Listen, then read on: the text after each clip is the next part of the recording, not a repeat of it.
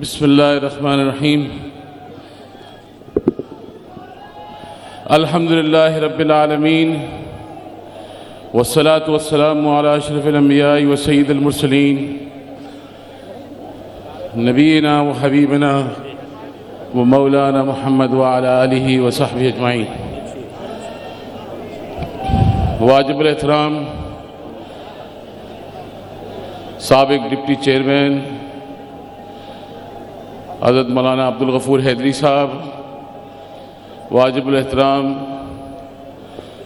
سابق وزیر اعظم برادر محترم جناب شاہد خاقان عباسی صاحب، برادر محترم جناب عبد المالک صاحب، محترم عزت مقام جناب صاحب محمد شاہ صاحب، دیگر قائدین و رفقا جو اسٹیج پہ تشریف فرمائیں اور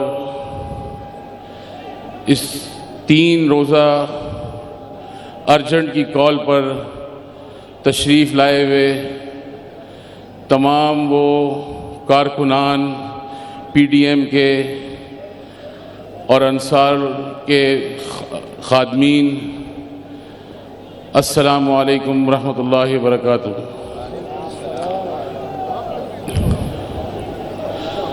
یقیناً پچھلے مہینے ہم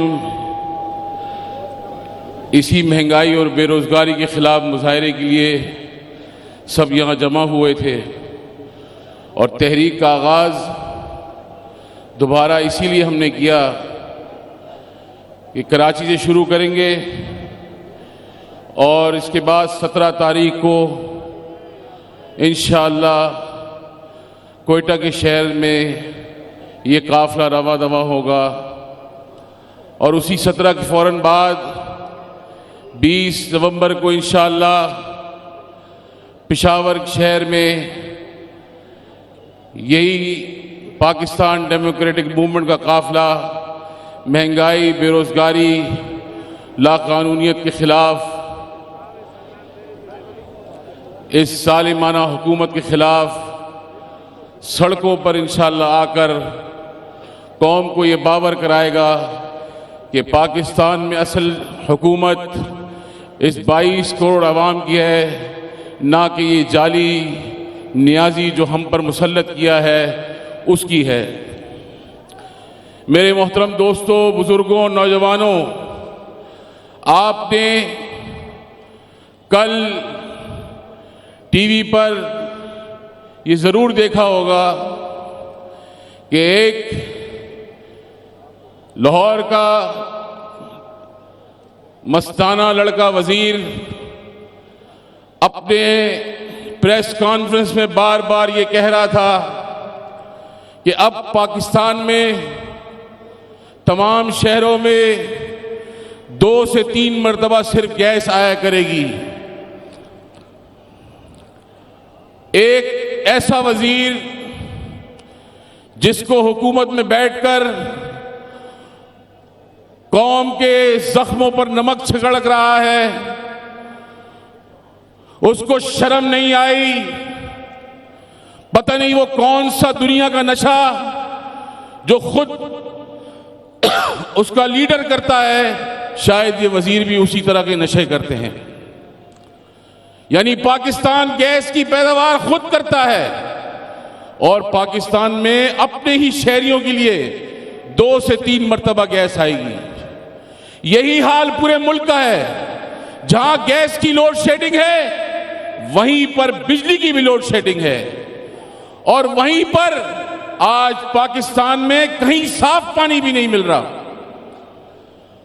اب آپ فیصلہ کریں کہ 25 جولائی کو 2018 پر جو الیکشن یہاں پر پاکستان پر مسلط کیا گیا، R45 سسٹم ڈاؤن کر کر ان چوروں، ڈاکوؤں، لٹیروں کو ایوانوں میں بچایا گیا، آپ کے الیکشن کو، آپ کے ووٹ کے تقدس کو پامال کیا گیا۔ اب یہ ملک روشنیوں کے شہر کی طرف، روشنیوں کی طرف جا رہا تھا، اس کو اندھیروں کی طرف کر دیا۔ ایسے ایسے وزیر لا کر اس ملک پر اس کابینہ میں بٹھائے گئے ہیں کہ قوم دیکھتے ان کو شرم آتی ہے، مگر ان کو شرم نہیں آتی۔ دوسرا وزیر لمبا کراچی شہر کا ہے، اور تمہاری تاریخ اور تمہارے باپ کی تاریخ ہمیں معلوم ہے۔ کل کھڑا ہو کر کہہ رہا تھا برگر وزیر، یہ اسد عمر برگر وزیر ہے، کھڑے ہو کے کہہ رہا تھا کہ میں دیکھوں گا اگر اسلام آباد میں یہ آئیں گے تو کٹ پڑے گی ان کو۔ اسد عمر صاحب، ہم اسلام آباد پہلے بھی آئے تھے، پرامن طریقے سے آئے تھے آزادی مارچ کے قافلے کے ساتھ، اور پرامن طریقے سے واپس گئے تھے۔ ہمارا آئینی اور جمہوری حق ہے کہ ہم پاکستان میں پرامن مظاہرے کریں اور پرامن ریلیاں نکالیں اور پرامن مارچ کریں۔ ہم پھر انشاءاللہ آب و تاب کے ساتھ پھر اسلام آباد آئیں گے، اور تمہاری برگر کے اندر سے کیچپ ہم نکالیں گے، کوئی اور نہیں نکالے گا۔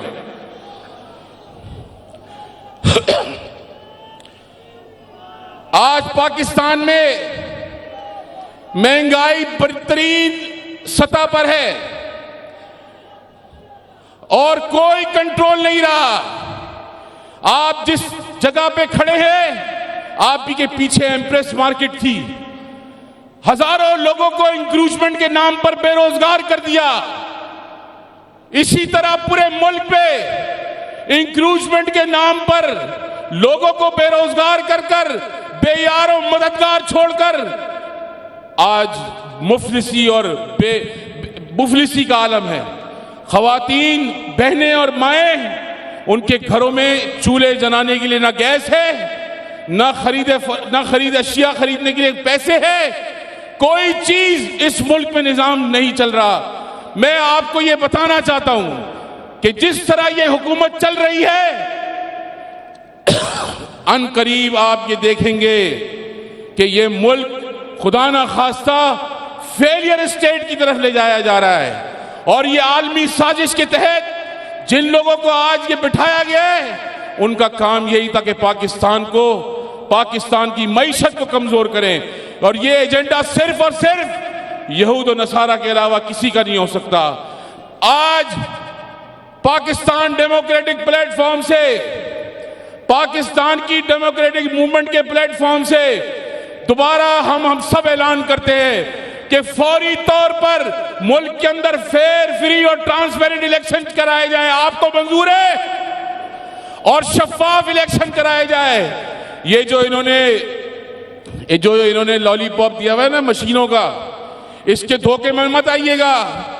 یہ مشینیں انہی کا ووٹ لیں گی جن کو ان کو چاہیے ہوگا، باقی آپ کا ووٹ اس مشینوں میں نہیں ہوگا، اور قوم کو جاگنا ہوگا۔ یہ دودھ پہ جو بلہ رکھوالی کے لیے بیٹھا ہے، اس کو بھی انشاءاللہ گھر بھجوانا ہوگا۔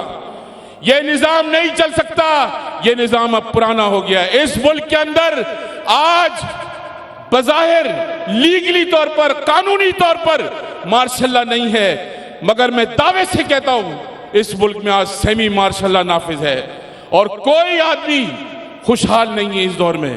تنخواہیں دینے کے لیے لوگوں کے پاس، کمپنیوں کے پاس، حکومت کے پاس پیسے نہیں ہیں۔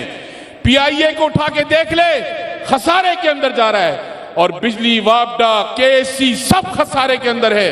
کوئی محکمہ گیس کے علاوہ سب محکمے خسارے کے اندر چلے گئے، حتیٰ کہ گیس کا محکمہ بھی خسارے میں۔ مہنگی گیسیں خرید کر قوم پہ بوجھ ڈالا جا رہا ہے۔ تو میرے محترم دوستوں اور ساتھیوں، آپ اس بات پر اب تیار ہو جائیں کہ انشاءاللہ پشاور کے جلسے کے بعد لاہور کا جلسہ ہوگا، اور لاہور کے جلسے کے بعد ہمارا رخ انشاءاللہ اسلام آباد کی طرف ہوگا۔ بتائیں، آپ سب اسلام آباد جانے کے لیے تیار ہیں؟ نہیں آواز آ رہی؟ ایک ٹکے کے دو نیازی، ایک ٹکے کے دو نیازی۔ انشاءاللہ جب چیزوں کا فیصلہ کراچی کرتا ہے تو یاد رکھیں، قوم انشاءاللہ قوم انشاءاللہ اچھا فیصلہ کر کر پورے ملک کی روشنیاں بحال کرے گی۔ اللہ رب العزت ہمیں اور آپ کو استقامت کے ساتھ اس تحریک کا قافلے کو اپنے پائے تکمیل تک پہنچانے کی توفیق عطا فرمائے۔ وآخر دعوانا الحمدللہ رب العالمین۔